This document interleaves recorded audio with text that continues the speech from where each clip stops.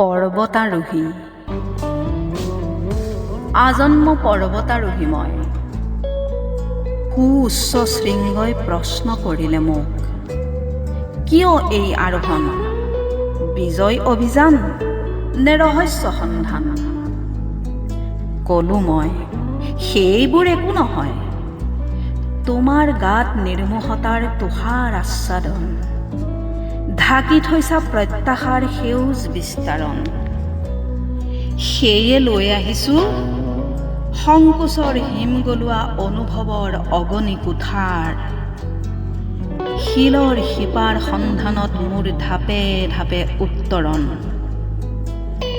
নিসংগতাৰ প্ৰতি তোমাৰ অহেতুক আস্থাই মোৰ আজীৱন অভিমান। পুনৰ প্ৰশ্ন কৰিলে মোক মোৰ অভিপ্সাৰ সৰ্বোচ্চ উচ্চতাই।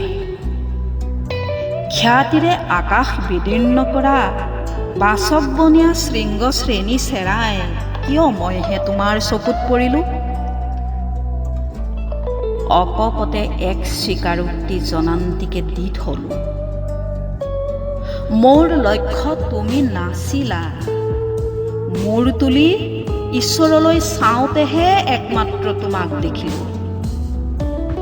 নিচিকনি এটাই আদৰিলে দুহাত মেলি।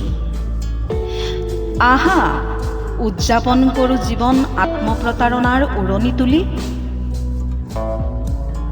গিৰিশৃংগৰ ওঠত এতিয়া ৰুধিৰাক্ত ৰেঙনি, আৰু বুকুৰ নিভৃত মালভূমিৰ সজল অতলান্তৰ পৰা উন্মুক্ততাৰ সুনীল শিখৰলৈ ডেউকা মেলি ধাৱমান চক্ৰবাক ৰাগিনী।